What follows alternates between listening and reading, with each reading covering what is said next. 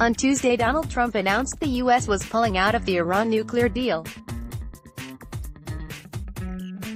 2 days later, he stood on the tarmac of Andrews Air Force Base to welcome home 3 hostages freed by North Korea.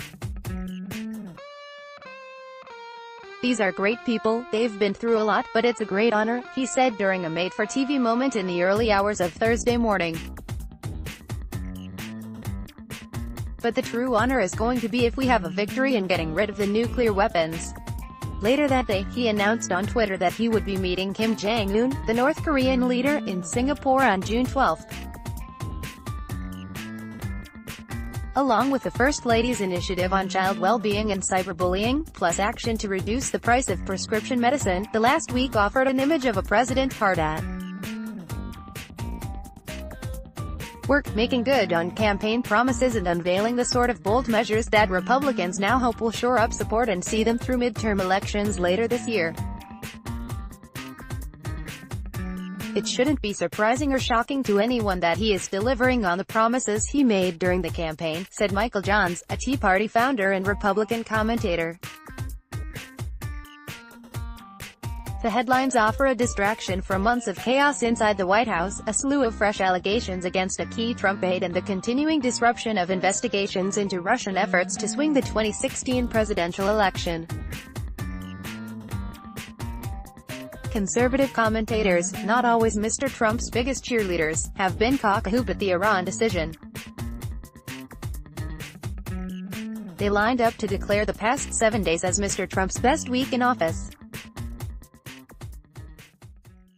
Rich Lowry, editor of the National Review, suggested it was another example of the Trump paradox, a president that makes frequent outlandish claims but who has proved determined and focused when it comes to his campaign promises. When Trump was elected, it seemed he might be endlessly flexible and up for grabs. He certainly is willing to say anything at any time. But he hasn't shifted or shrunk from the core commitments that defined his candidacy. Far, he said he would do this has been a remarkably reliable guide to the Trump agenda. Jeanine Pirro, a former judge whose Fox News show is one of Mr. Trump's favorites, also praised the president's decision to move the U.S. Embassy in Israel to Jerusalem. "Mr. Trump has reassured the world his word is worth more than any former U.S. president's," she said. Read more. North Korea details plans to dismantle nuclear bomb test site. What next for the Iran deal?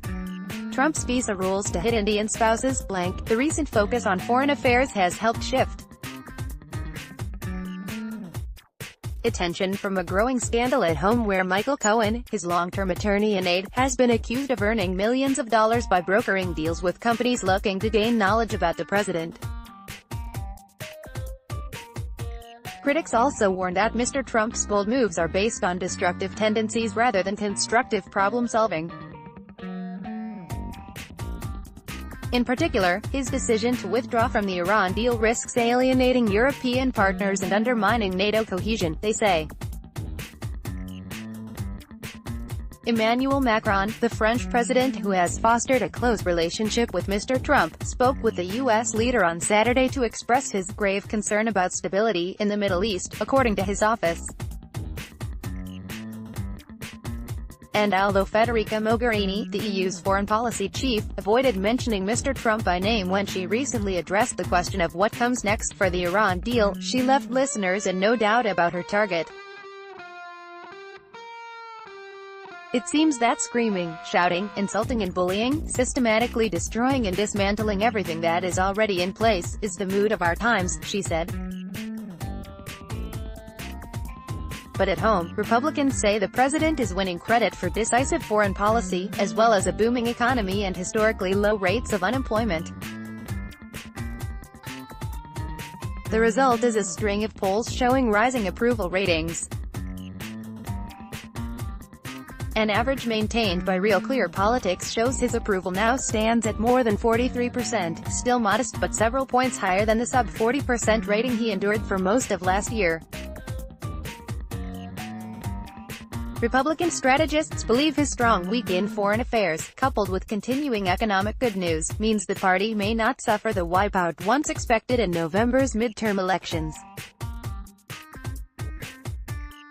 The latest CNN poll shows the Democratic lead has slipped to 3 points from a 16-point high in February. Standing up to Iran, and then the classic Trump TV moment with the hostages returning from North Korea will be a reminder to a lot of people why they voted for him in the first place, said an aide to a Republican member of the House of Representatives. Everyone is predicting a good result for Democrats, but we know that voters want a strong, decisive leader, and that is what the last week showed.